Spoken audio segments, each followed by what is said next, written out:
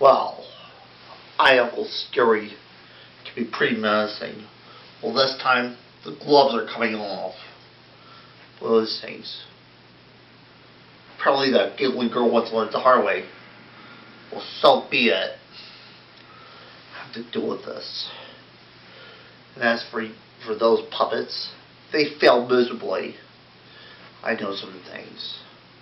I have seen the mark of the beast. I have felt his claws in my throat. I've seen his burning eyes, smelled his rancid breath. There is no telling what you'll see in these things.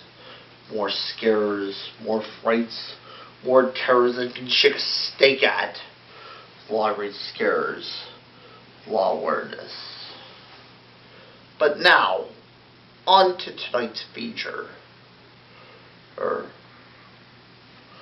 Tonight, I present you not terrors, but from beyond the stars, as alien beings stalk a weary summer camp in Mars. Once flesh, I do not store in it.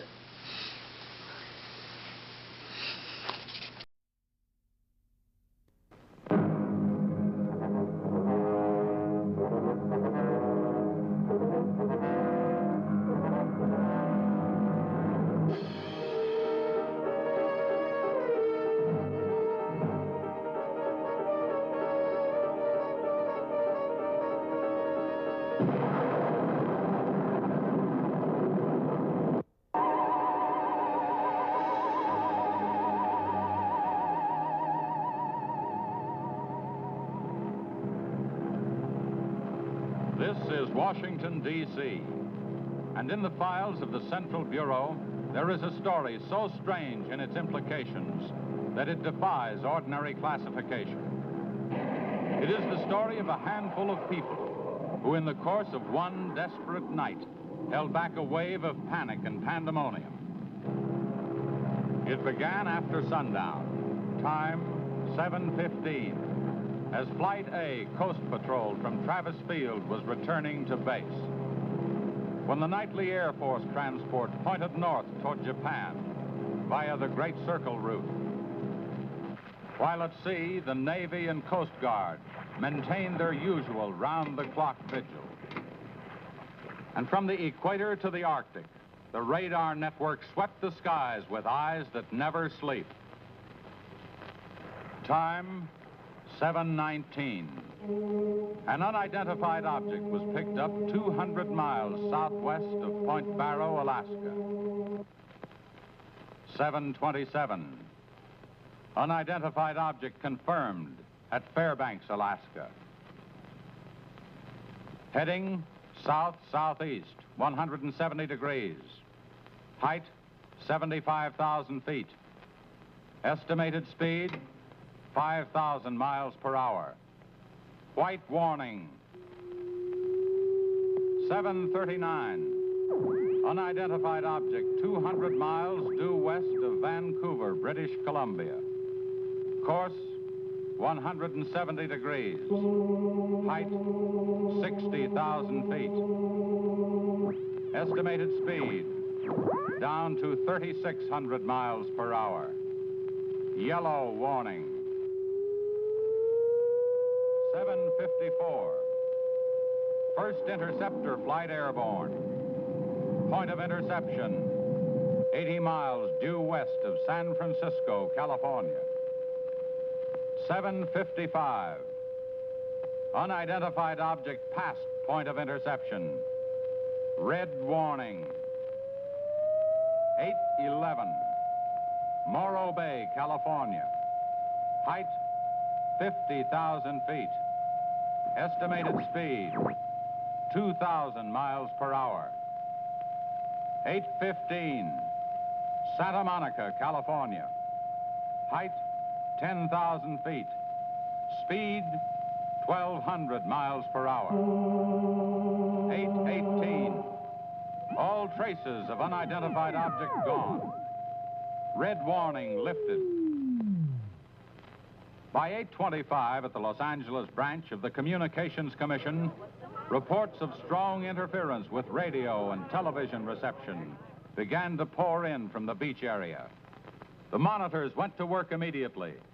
Mobile units were ordered to converge on the vicinity of the disturbance. Pinpoint direction finding devices began to trace the trouble to its source.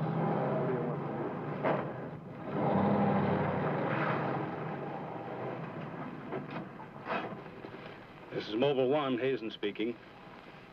We're at Ocean and Beacon Way. Interference strength 2. Bearing 27 degrees. Over. Mobile 1 from center. Roger. Over. Mobile Center from Mobile 7, over. Go ahead, Mobile 7. This is Mobile 7. We're at Pacific Center and Beach 4. Interference strength 3, bearing 39 degrees, over. This is Mobile Center. Roger. Stand by. Mobile 1 and Mobile 7. From Mobile Center, point of interception estimated 3 miles north of surf. Repeat, 3 miles north of surf. Acknowledge. This is Mobile 7, roger. Mobile 1, roger. Mobile 7, roger, we're going out. Okay, Charlie, let's get moving.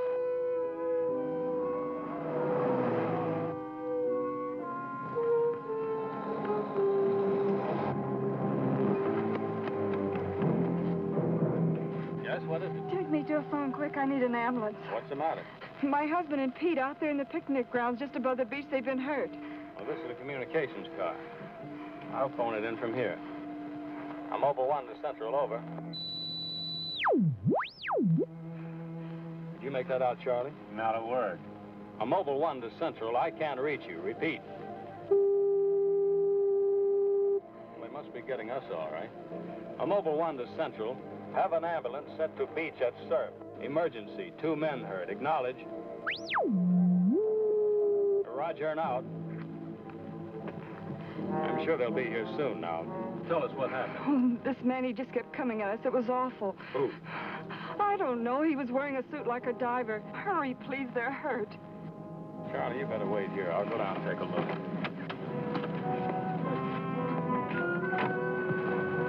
The young woman's hysteria became obvious as they reached the picnic grounds at the beach. There was no sign of the mysterious intruder, and little could be done for her husband and their friend until the ambulance arrived.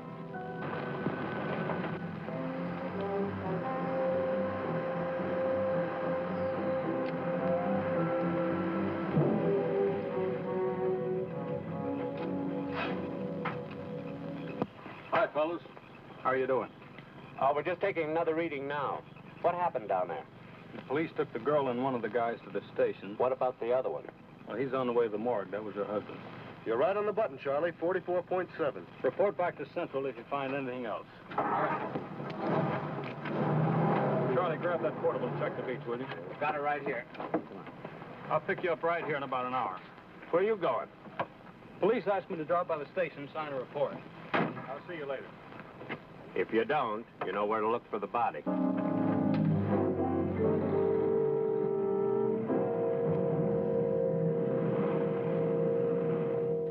Like I said, we were just starting to eat when we heard something tracking through the sand toward us. I looked up and couldn't see anything. Then Betty screamed. At what? I thought you couldn't see anything. At first we couldn't. Then this guy started toward us. What kind of a guy? How should I know? He was wearing some kind of a helmet over his head. He could have been a deep-sea diver or anything. All right. After you saw this diver, what happened?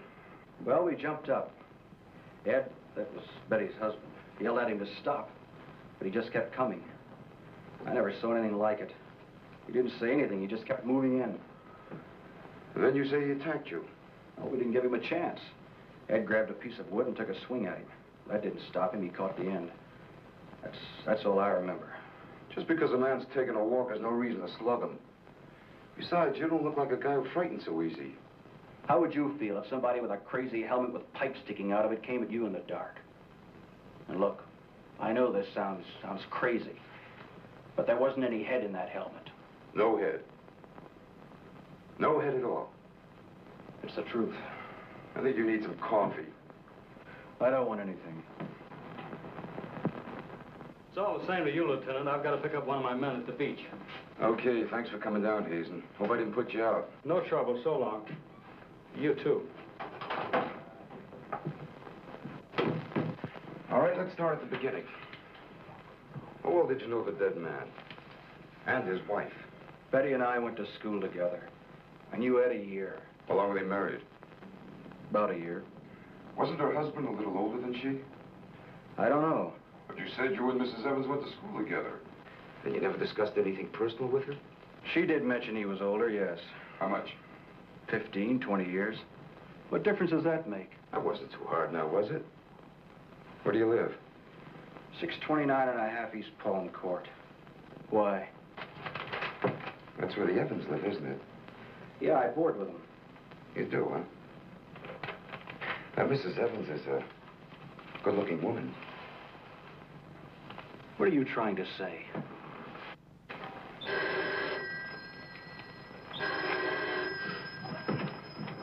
Lieutenant Bowers. Where? Yeah, I got it. I'll leave right away. Bit of a murder. Near the beach. Keep an eye on this guy until I get back. What are you? You'll stay right where you are. At least until Mrs. Evans feels well enough to talk. What do you want from her? Oh, I just want to see if your story checks with hers. After all, you went to school together, remember?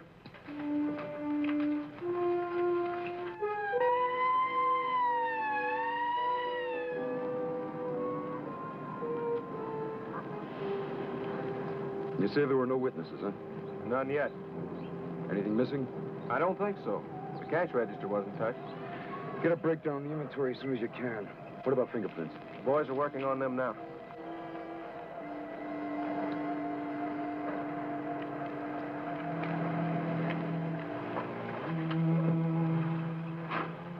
Sorry I'm late. What kept you so long? The lieutenant asked me to hang around a while. Well, what's the score? Looks like one of those things. Pretty girl, older husband, young boarder. Kid claims some guy without a head knocked the old man off. You don't say. Anything else? Yeah, he had a diver's outfit with horns. No. He's going to have to do better than that. How are we doing? I took a reading about 10 minutes ago. The radiation is going out with the tide. What about the radio phone? It's working fine again. I just got a call from Central. They said Mobile 7 picked up some new trouble northeast of here. Here we go again. Hop in. So long.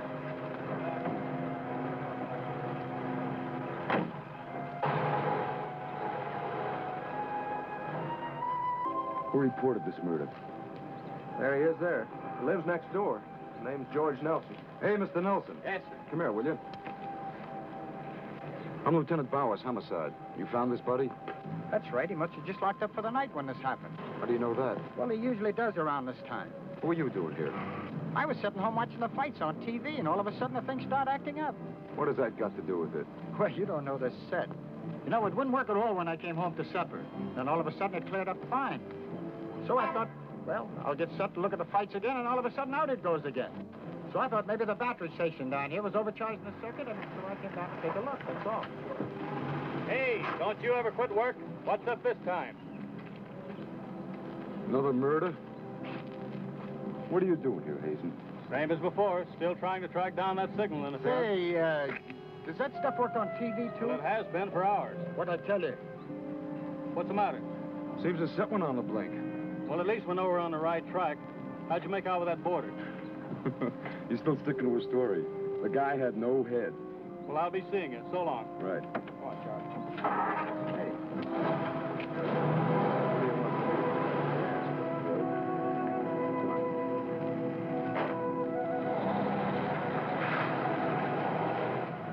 And so the communications team resumed its mission to track the mysterious interference to its source. Via accurate readings taken at regular intervals by stationary and mobile units, it was determined that the disturbance was moving in a northeasterly direction. By 10:34, Mobile Center had pinpointed the disturbance at the edge of the Huntington oil fields. Units 1 and 7 were instructed to close in.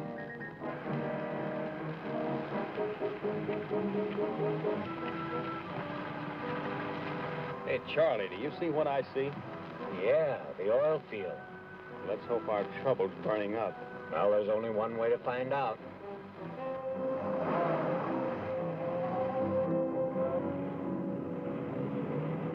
Look, Sarge, 2 murders and an explosion in one precinct is big news. Now, come on, you can't pin it all on the young boarder. Or can you? Very funny.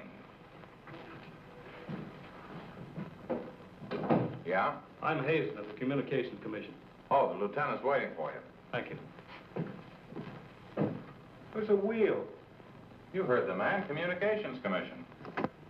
Tell me, just kind of interference happen very often? Never anything like this. It's on the move all the time. I mean, some harm with a transmitter in the car. It's not a transmitter. We don't get a definite disturbance, just interference. And you have no idea of what it is, huh? Not yet. How are you making out? Not so good. You were here when I questioned that boy about the murder at the beach. Did you get anything more out of it? Yeah. Come on with me. You might want to see this.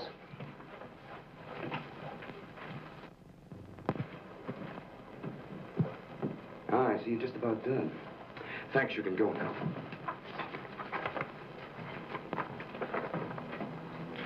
Are you sure this is what the man looks like? What do you say, Betty? Well, just about, only I think the tubes were a little lower down. And you still insist there was no head inside the helmet? I'm positive there wasn't.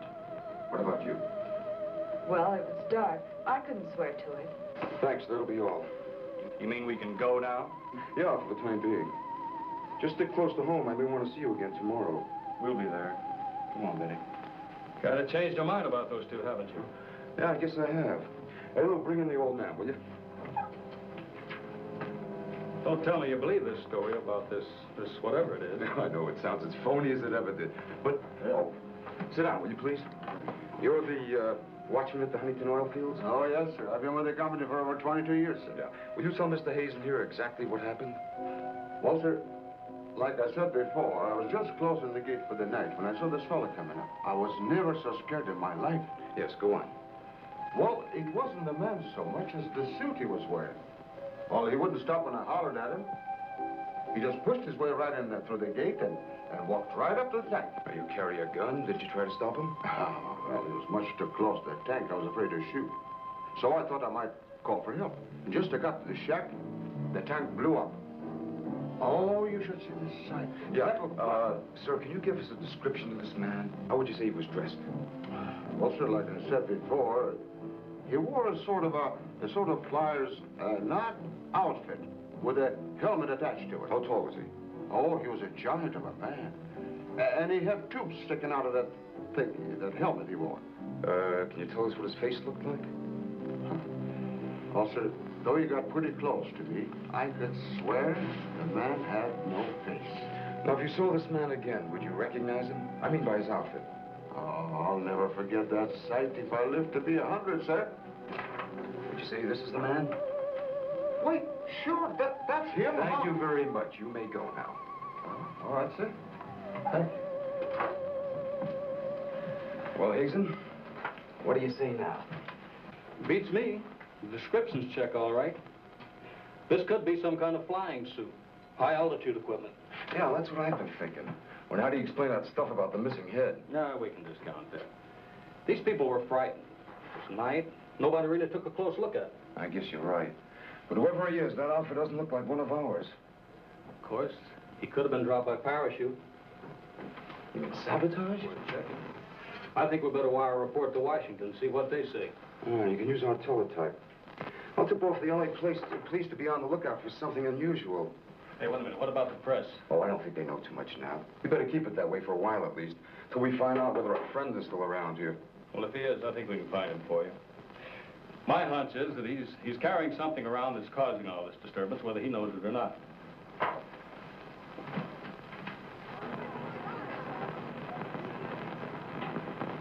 Yeah. Kill that page 1 lead.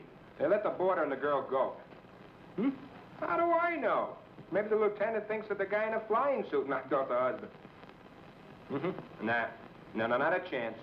Not a chance of an exclusive on that picture. They're making a blanket release in the morning. Hmm? Oh, there's a guy from the Communications Commission in there now. Yeah, I'll call you back later if there's anything new. Okay.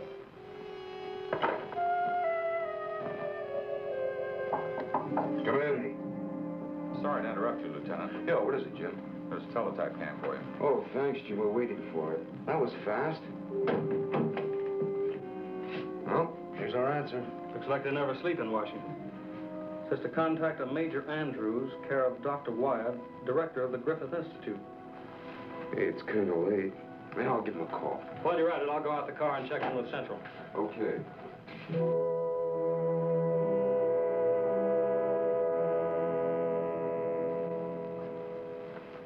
Well, that's the story up till now. We got in touch with Washington. They told us to contact you here.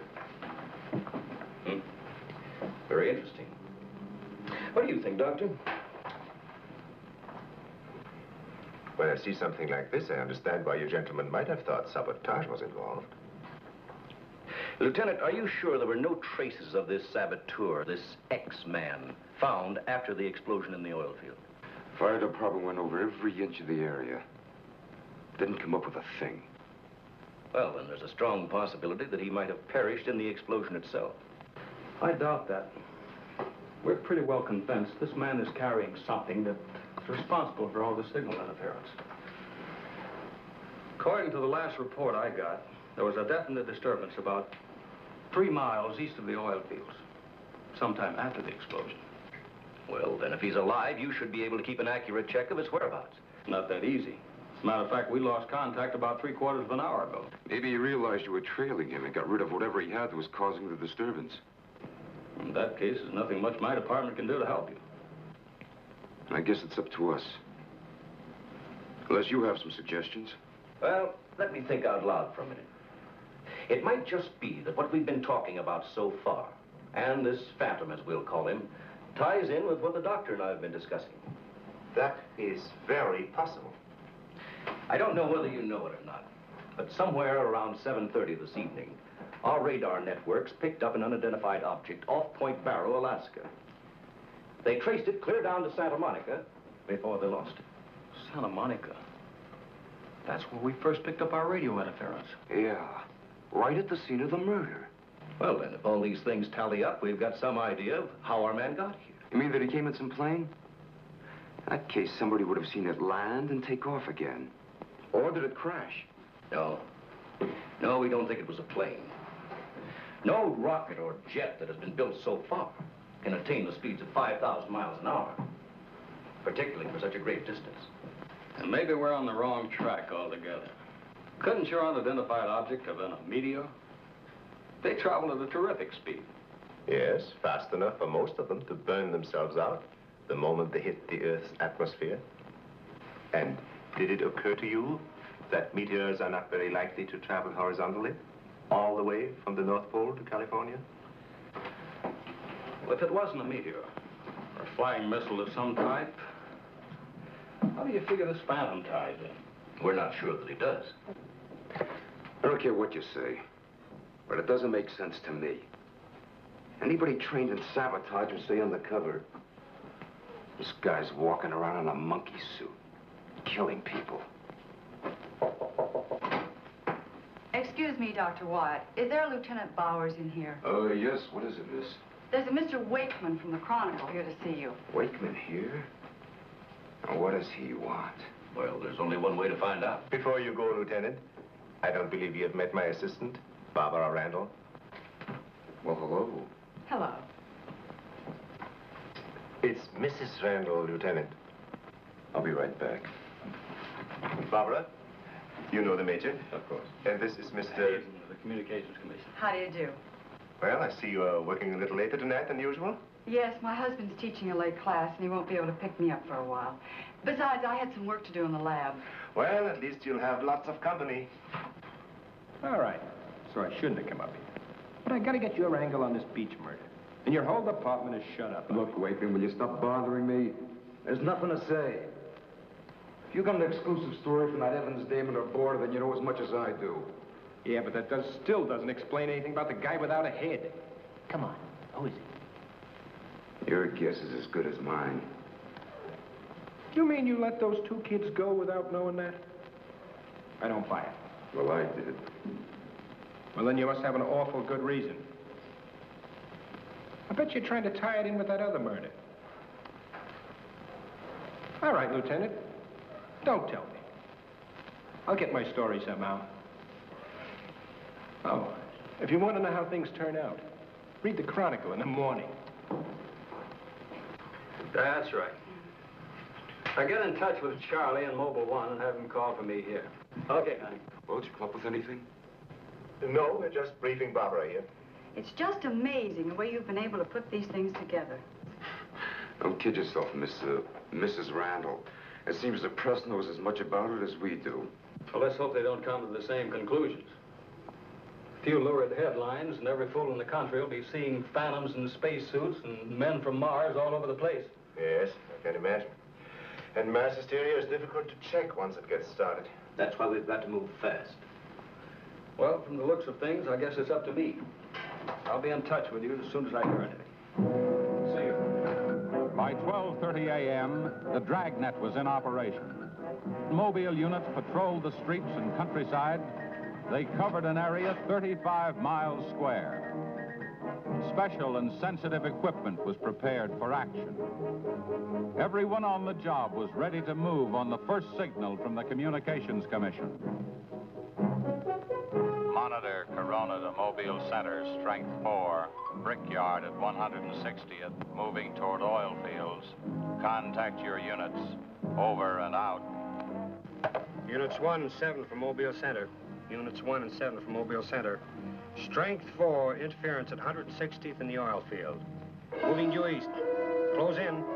Repeating, strength 4, interference at 160th in the oil field. Close in.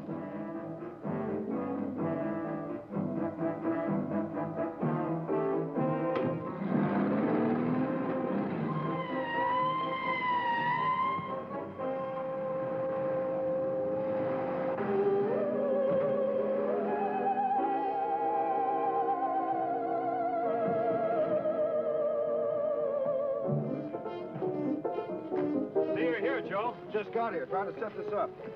What gives, Hazen? It's in this area, all right. I brought the Geiger counter. Thank you, Doctor. Why don't walk over those oil fields? Well, it doesn't register as far as the oil field. I think we'll do better if we split up, man. Right, Lieutenant.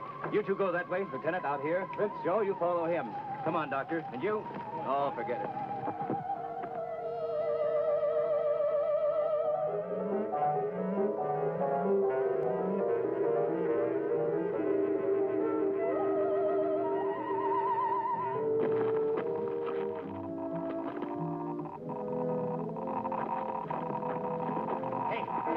Look at this. Yeah, points this way. Hey, Joe. Joe.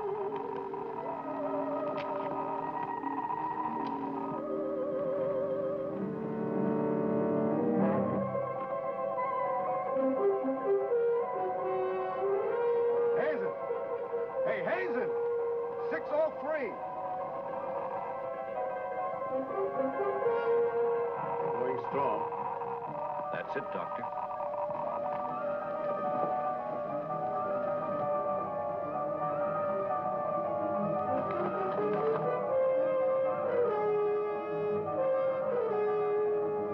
It's leading this way. Come on.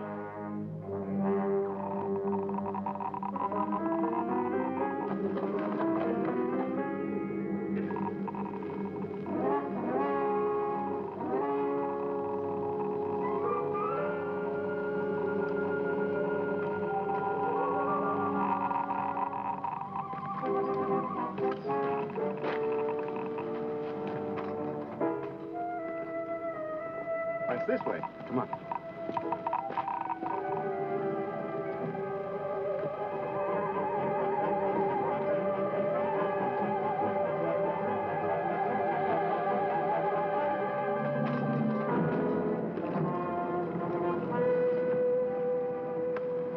Come on.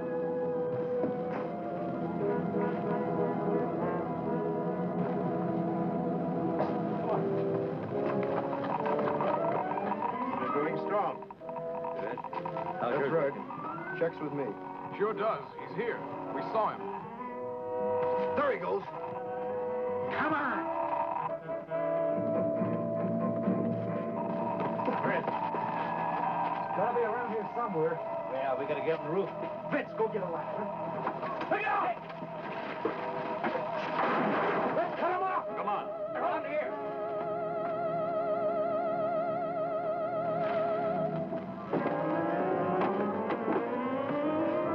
Anybody see him? There he is.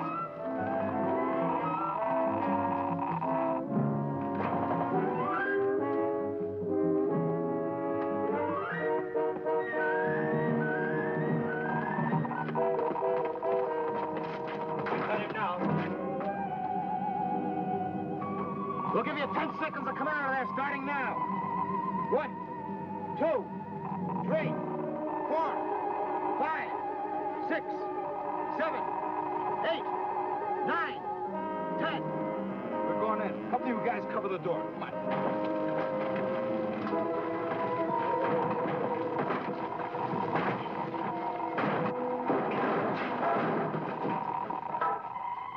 Why, there's nobody in here. Possible. We saw him come in. Maybe he went out of the window. We won't get very far. Don't touch anything till we check for fingerprints. Oh, Doctor, over here. He left his suit and his helmet. Hey, let's spread that thing out so I can get a good shot of it. Keep away, you fool. What's the matter? For your information, that's a Geiger counter, and it says hands off. I think you'd better wait outside. I just have a job to do. So do we. And I'm afraid ours will have to come first. There's no radiation from the helmet. But look at this. So that's what's been causing all the trouble. Charlie, you know where we can pick up a lead-lined box in a hurry? Well, Mobile 7 should have one. They're right outside. I'll take a look. Hurry it up, will you? Unbelievable. Now, we all thought that this phantom might be carrying some device which was causing all the signal interference. But you'll learn that it's due to the very clothes on his body. That's not the only thing that bothers me. Did any of you get a good look at his face? Not me. He's too far away. Well, I did. Unless I'm mistaken, that helmet was empty. Say, where am I going to put this stuff? Oh, put it in Dr. Wyatt's station. Yeah, we take it back to the Institute. Right. Find out anything? No, that's all right. You can handle that.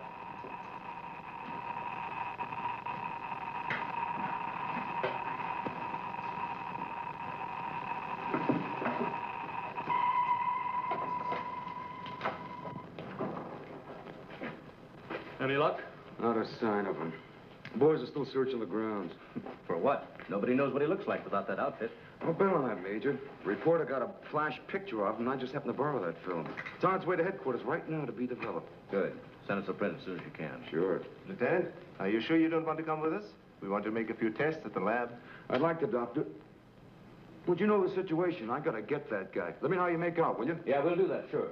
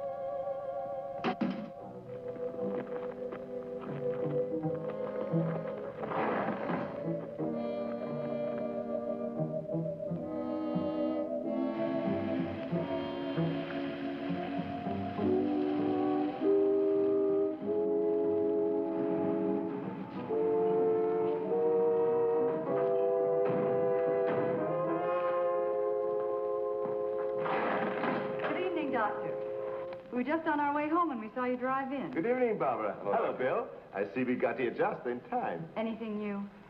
Lots of excitement, but that's all. Major, you know Barbara's husband? Oh, of course. How are you? How are you? Yeah, it's a nice-looking dog you've got there. What's his name? His name? Venus. Say, Bill, I hate to ask this, but something important has come up, and I wonder, can we borrow Barbara for about an hour or so? I suppose so. Of course. Darling, why don't you go and do the shopping? Here's the list. The market's open all evening. I may as well. See you later, darling. I'll take the dog and tie her up. Thank you, Bill. Good night. Good night. I'll give you a hand with it. Oh, thanks, Doc.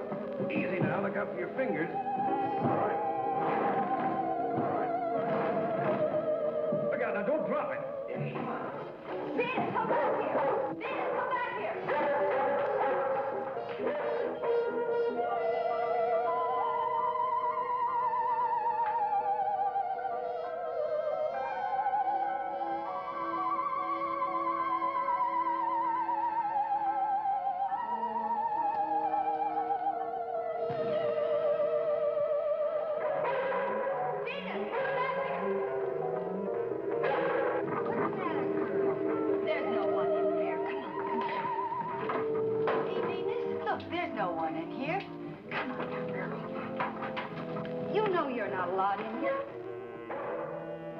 Venus, I said be quiet.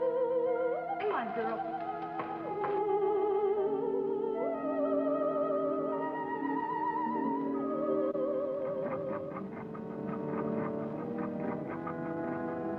Now you stay right here, Venus, and I don't want to hear one sound out of you.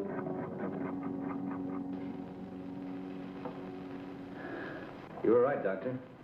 There are no fingerprints anywhere. What's all this? Hey, don't touch anything. You better put some gloves on. Our friend, Mr. X, left this suit at the oil refinery. You mean you were that close to him and you didn't catch him? I'm afraid so. That's up to the police now. Hand me those shears. I want to cut off this material to work with it.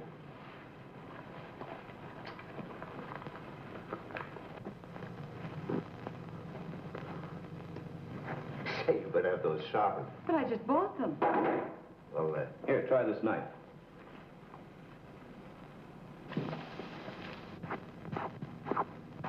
that still won't cut. Let me try.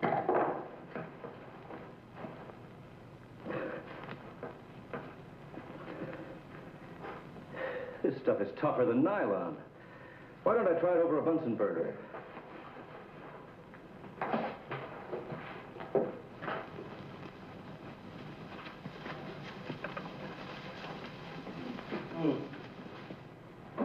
It doesn't burn either. Let's take a look at it under the microscope. Look, it's magnetic. Magnetic? Here, Radioactive. And apparently indestructible. Thank you.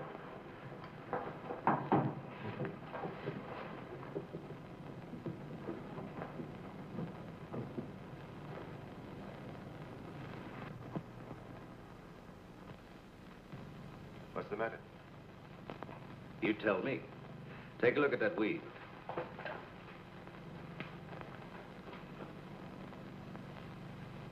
What weed? There is none. This material is one solid mass. May I see it?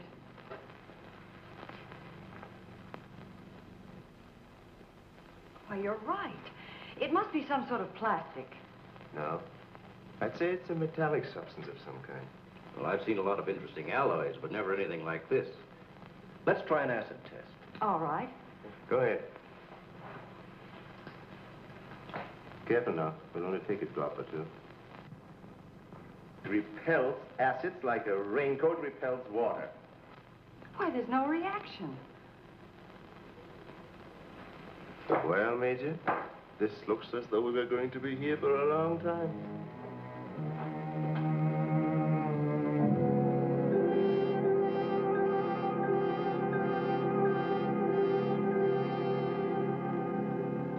Now we have it. The helmet is not radioactive. The suit is. There is no doubt. This spacesuit is conditioned to function above 63,000 feet, where human blood would boil, resulting in the body expanding to twice its size. And death, of course. I know. And it must withstand pressure and counterpressure. Also, it must be so supercharged it can function in thin atmosphere. Now, let's see what it is that is left in this breathing apparatus. Well, how are you doing? The gas from the helmet tank breaks down to 11% methane. Ordinary marsh gas? What's the rest of the formula? No, that's where I'm stuck. I can't figure it out. It just doesn't respond to any of the usual tests. Well, how could anyone exist on that combination of gases? You and I couldn't. But apparently someone can. Oh, Doctor, are you trying to say that our X-Man doesn't breathe oxygen and hasn't the metabolism of a normal human? I really don't know. From what we've seen, he has some physical characteristics which make him appear human. But added to them is this fabulous radioactivity that none of us could stand. I am puzzled.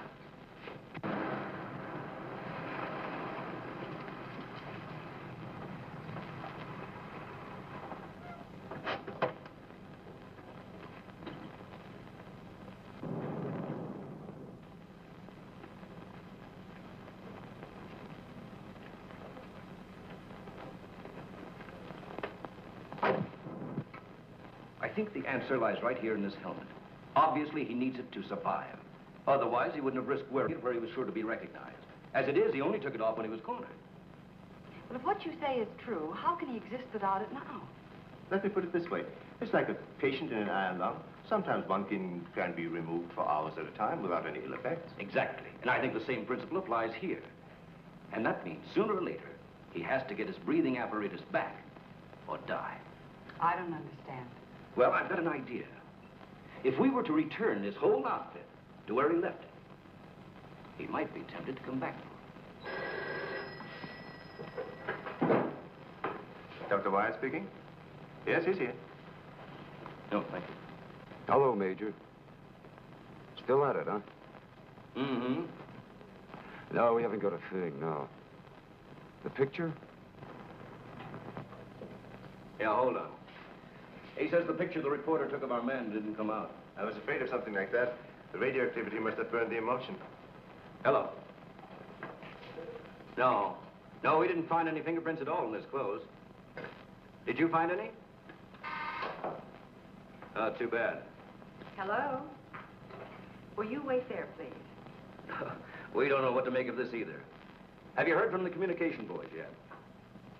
Well, let's hope they turn up with something. Major, excuse me. Hold on a second. Yes? It's Mr. Wakeman of the Chronicle. He insists upon seeing you. He does? Where is he? I told him to wait in the lobby. Good. Hello? And it's our friend from the press is here.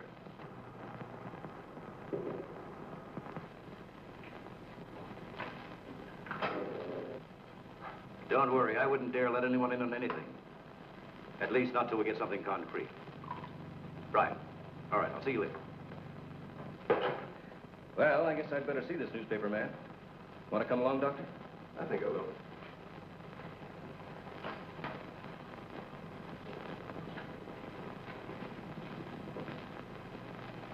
Oh, hello. Remember me? Certainly, yes. A nice lot of gadgets you got here. We think so. What's on your mind? Well, I was wondering if you might let me take a couple of pictures of that suit you brought up here. I'm sorry, we can't do that. Oh. Well, now, look, I got a wonderful picture of the guy running in the shack, and the lieutenant stuck his nose in my business, and what do I get? A blank.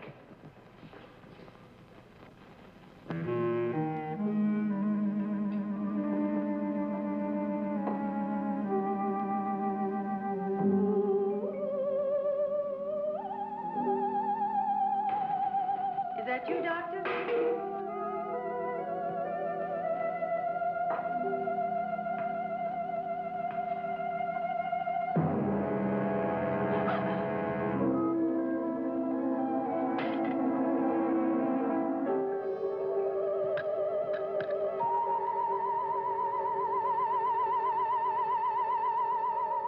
Well, you must have some lead on this guy, otherwise you wouldn't have brought that suit up here. Well, let's just say we were curious.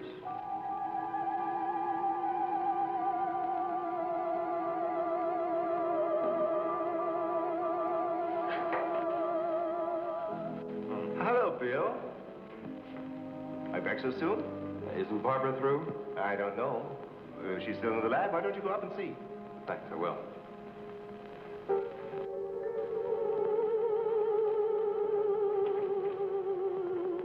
Barbara? Barbara, are you in there? Bill, listen to me. I'm not alone. Someone is in here with me. I can't see him. He locked the door and has the key. I'll break the door down. No, Bill, don't, please. You better get help. mean I've come all the way up here for nothing? I'm afraid so. Good night. Yes. Good night, Mr. Wakeman. Good night.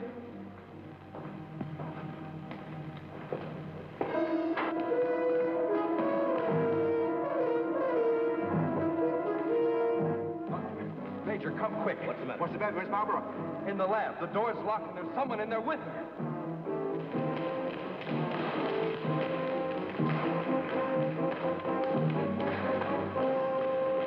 I thought you said the door was locked. What? She's gone. Oh, cover the main entrance. That's the only way anybody could leave. I will. Well, in that case, we would have seen her on her way up. Well, then she must still be in the building. We'd better split up. I'll take the roof.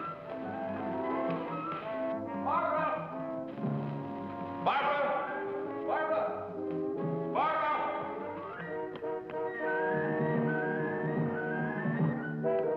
Barbara!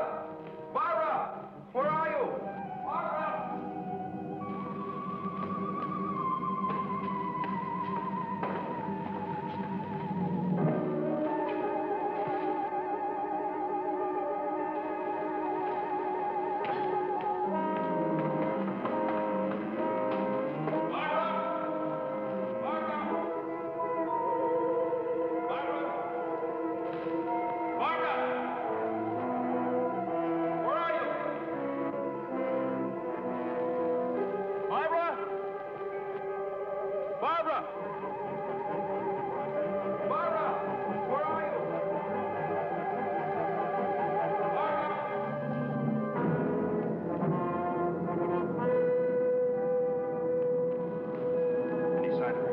Not yet. She must be around here someplace. Now, you stay here. Watch the main entrance. And I'll check the basement.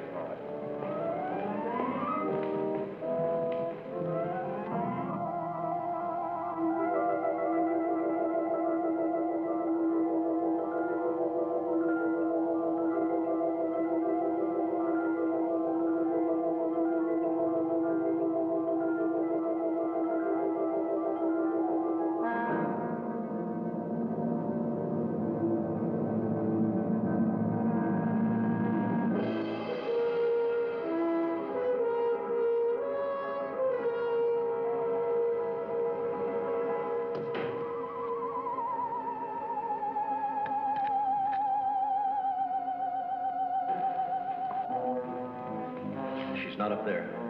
Where's the doctor? He went down to the basement. Here he comes. You didn't find her? No. I'd better call the police. But there's no telling what could happen to her in the meantime. Now, take it easy. We're doing the best we can. But she said she was locked in, and she couldn't see who did it. Can you explain that? No. Not yet.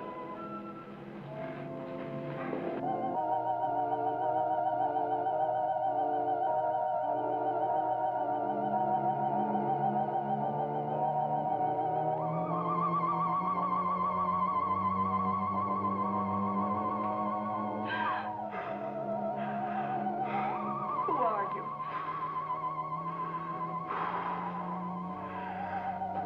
Don't come near me. I'm warning you, don't come near me.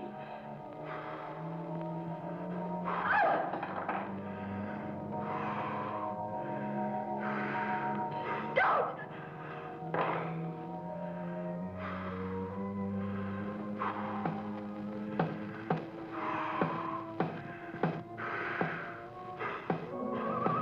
The code. I don't understand. You're trying to tell me you need it to breathe, and there isn't much left in the tank. 1, 1, 2, 1, 1, 2, 3.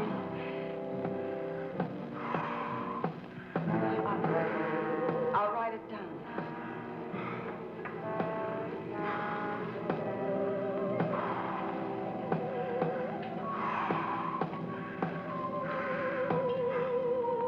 One, 1, 2, 1, 1, 2, 3.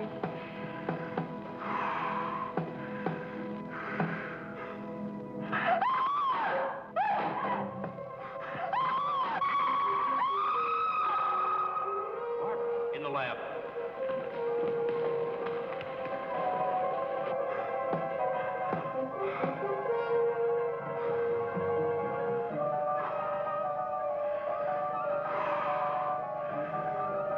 No, please, don't.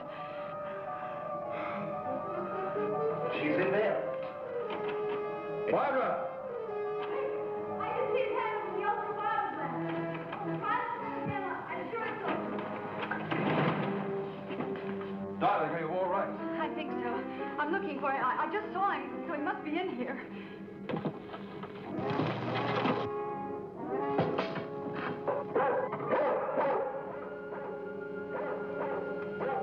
Steady feet to the ground.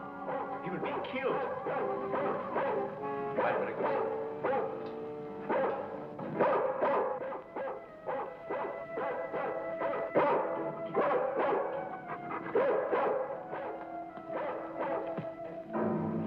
It was frightening. I couldn't see him. I didn't know what to do. Come here, quick. Disintegrating. This is amazing.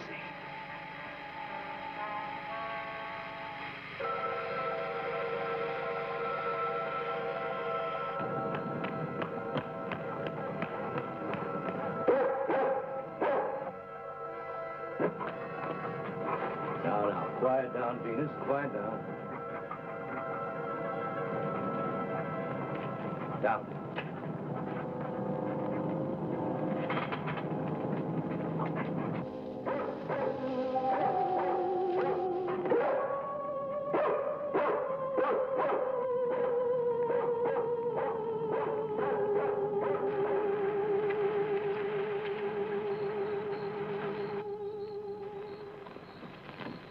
Mobile Center from Mobile 1, come in, please.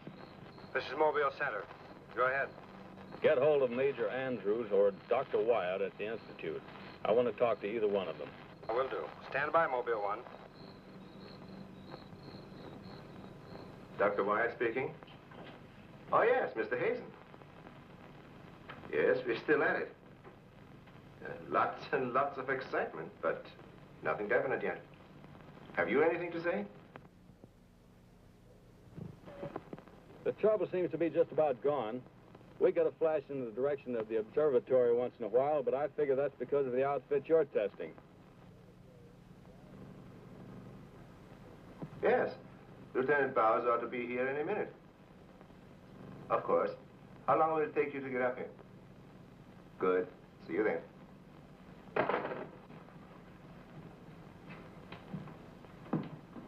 Thank you, gentlemen. Put it down here, please. Barbara, putting that cord in over there. Now you're going to see. I have to resort to ultraviolet light in order to show you what little there is left of the spacesuit. As you can see, it has reduced itself to this liquid, and it is in an evaporating stage. The helmet is in the lab and still intact.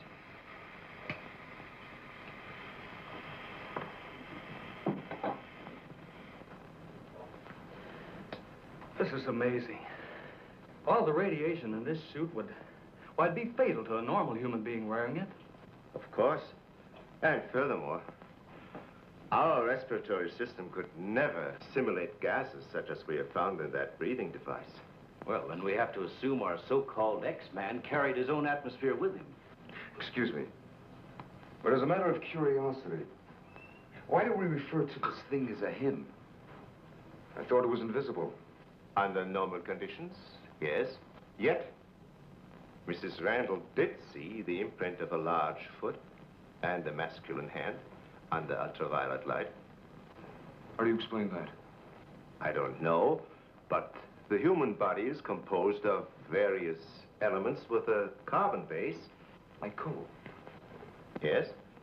Now, suppose we maintain the same chemical composition in the body of the X-Man, but substitute silica for carbon. Silica, that's glass. Exactly. Now, it is possible that the body with such a base, if it were subjected to an atmosphere foreign to its origin, might appear invisible to our eyes. Are you trying to say, Doctor, that we're not dealing with a human being? I didn't say that. On the contrary, all the evidence points in the opposite direction. Toward a superhuman with an intelligence far superior to our own. How can you tell? First of all, Mrs. Randall saw that he has a hand with digits like our own fingers and a thumb opposing. That alone is a sign of intelligence.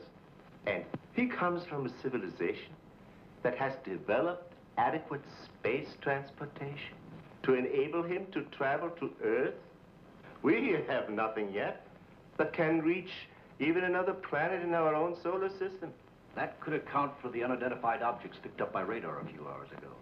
My theory is that the spaceship, or whatever it was that he came in, operated on the principle of magnetic rather than atomic propulsion, and that somewhere in the outer limits met with a condition where the Earth's gravity pulled it down and it fell into the ocean, and that he managed to save his life and reach shore. You really can pick up any type of communications interference, no matter how weak the signal may be. Sure thing. We were on his trail from the minute he left the beach. I never knew you carried such sensitive instruments in your car.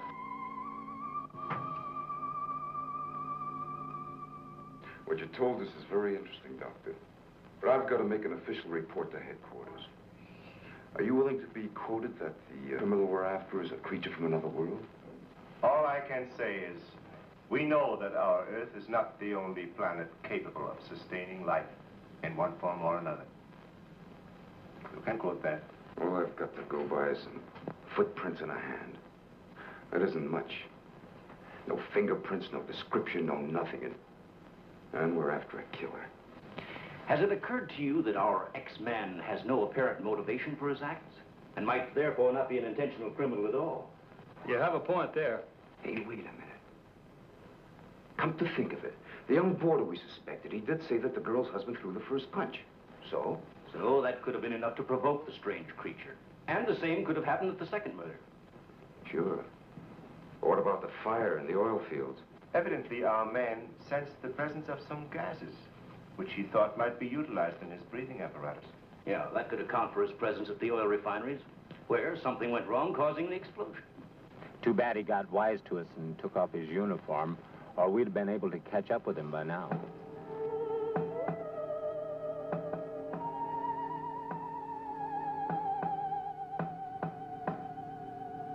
No, he didn't utter a word. But I'm convinced he was trying to convey a message to me. He kept tapping out a code. I wrote it down. Let me see that, please. Doesn't make sense. Well, it may be based on some mathematical system we know nothing about. But he was trying to tell us something. Why did he run away?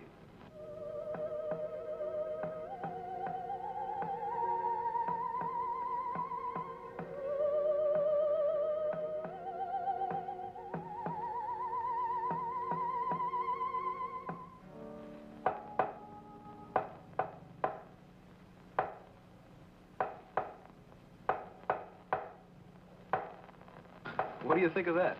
Hell, Hazen must be crazy sending out stuff like that. I guess so. Why don't you try and get a hold of him? Yeah. Mobile 1 from Mobile Center, come in, please. Mobile 1 from Mobile Center, come in, please. Mobile 1 from Mobile Center, come in, please. Hey, that's Central calling.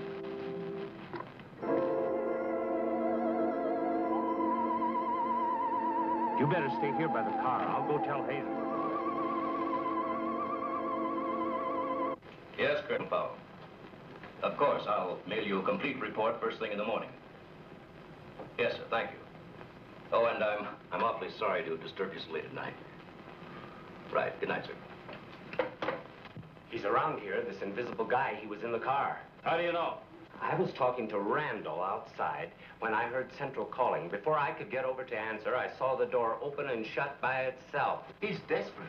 For all we know, he could be trying to send a distress signal to his home base, wherever that is. Well, let's hope he doesn't get through.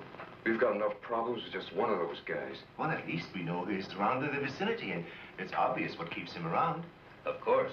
He's got to come back for what little gas there is left in his helmet. And when he does... Oh, please, the most important thing is to take him alive. If we can only make each other understand, there's no telling how much science can profit. I'll go along with that, Doctor. But I've got to make sure that once he's cornered, I'll be able to hang on to him. I think we're all agreed on that. All right, good. Then we must see it from his angle. He's in an alien world. No doubt we are as frightening to him as he is to us. Now, the most important thing then is to keep calm at all costs and do nothing to provoke him. Immediately, a simple plan to trap the Phantom went into operation. All obstacles to his entry were removed. To erase any possible suspicion, the doors were left unguarded, and inconspicuous electric eye equipment was set up. All this was connected to a makeshift control board, which would immediately signal the exact location of the trespasser. Now, there was nothing to do but wait. The one road leading to the Institute was blocked off to make certain no outsider would upset the plans or interfere in any way. What's the big idea? Sorry, nobody's allowed through here. Who says so? Lieutenant Bauer's orders. Oh, is he up there? He might be. Well, you get word to him that Joe Wakeman of the Chronicle is here. Sorry, bud, I can't leave. Oh, what about them over there? Hey, you over there. Me? Yeah. Aren't you the guy from the communications outfit? Didn't I see you down at the oil fields a couple hours ago? What of it?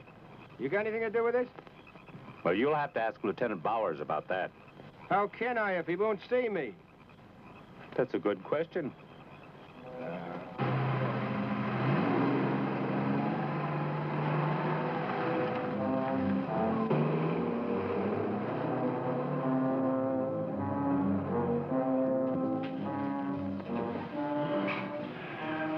Well, it's 4:45. Sure taking his time. Time is cheap. Yeah, well, how long can you sit on the edge of your chair like this? All year if we have to. Well, we hope this mechanism works. It will, unless he flies in between the wires. I wouldn't take any bets that he can't. Well, if everything else fails, we still have Venus here to help us. You know, I'm certain she sensed his presence before. That's why she carried on so.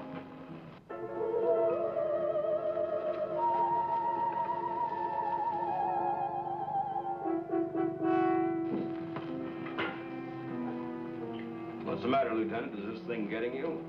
Oh, no. I'm just thinking about public reaction to all this. I'd give something to the press by morning.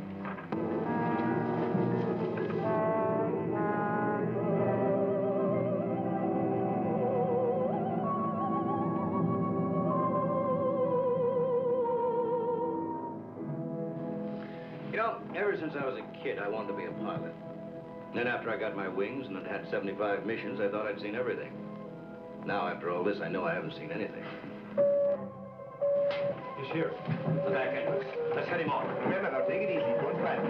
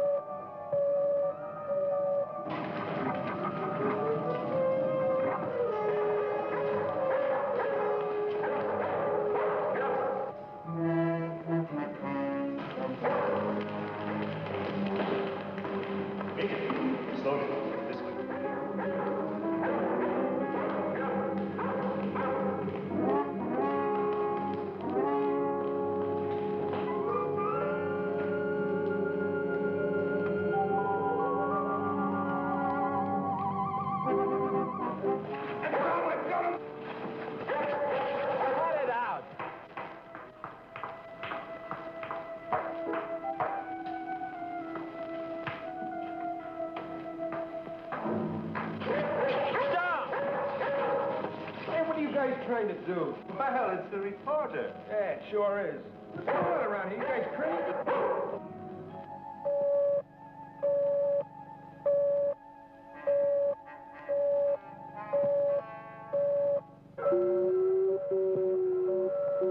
How'd you get in here?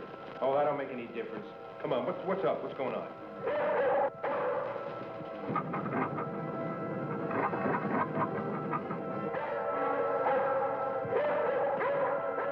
All right, Lieutenant, you better tell him.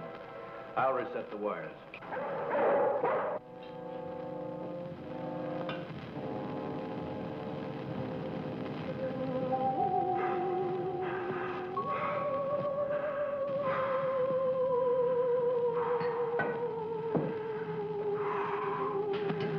Don't be afraid. We want you to live. Don't you understand? Can't you speak? Can't you say something, in anything, in any language?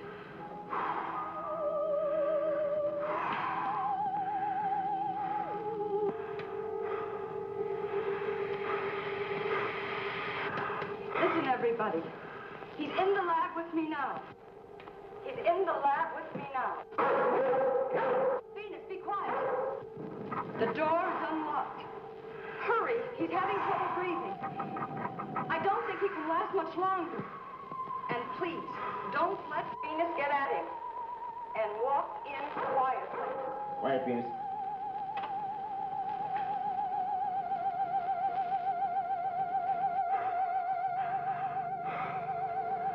It's unbelievable.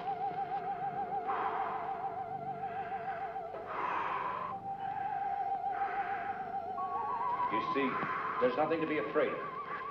Nobody wants to hurt you. I've tried to reason with him. I feel he understands, but he can't speak. Wait a minute, I'll try his code. I think I remember it right.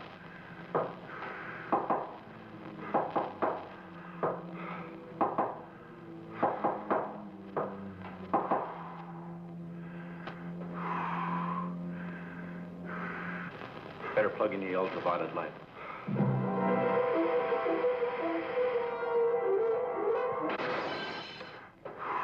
Oh, you scared him.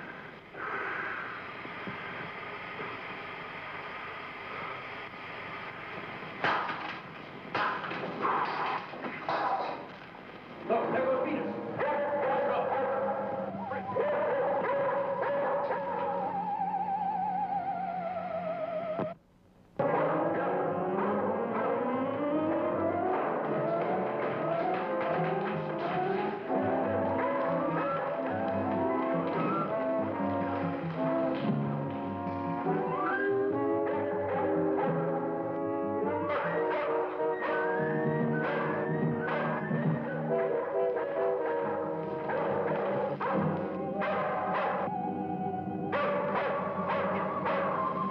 Look, Venus! He must be there. Come on. He's going to the roof.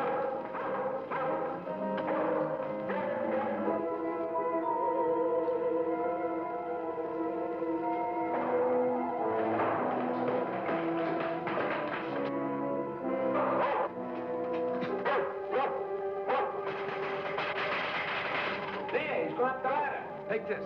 I'm going after him.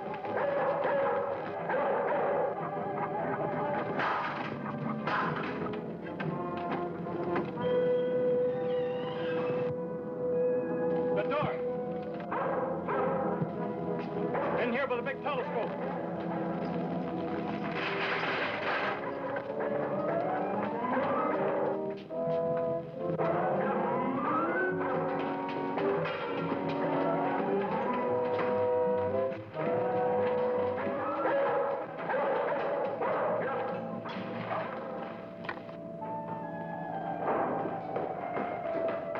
Close the dome.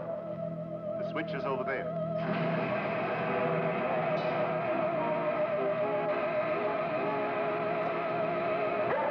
Wrong sense of something. Quiet, Venus.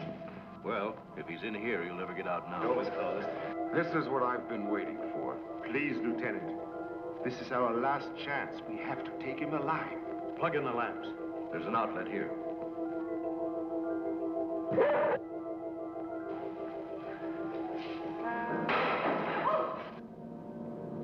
He must be up there.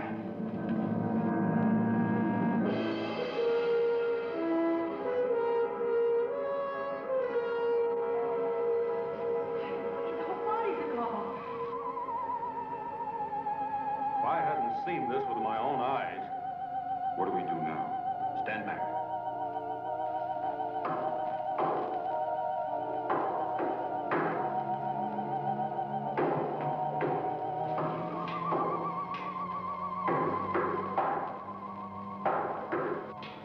Amazing. This code again. Look. He's trying to speak, but no sound is coming out of his mouth. Look at Venus. She acts as though she hears him. Yes. Dog can hear sounds that we can. His voice must be beyond the range of the human ear. Maybe he's screaming. He's suffocating. The glow, it's almost gone.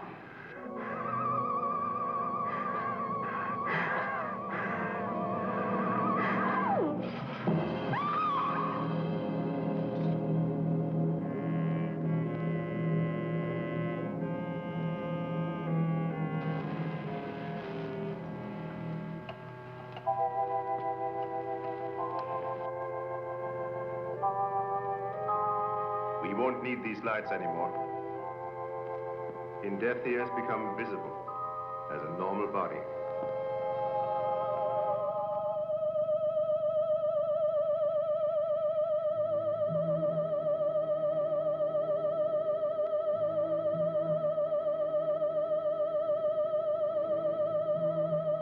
Look.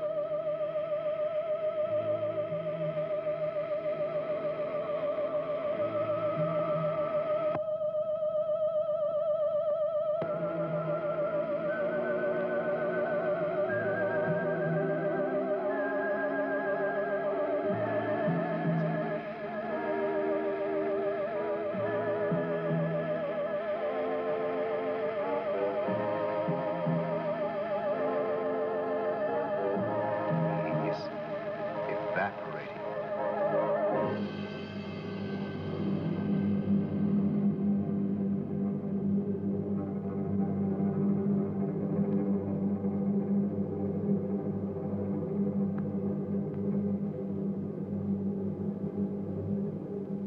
So he came here, wherever from, and right before our eyes, his body went through the final phases of life.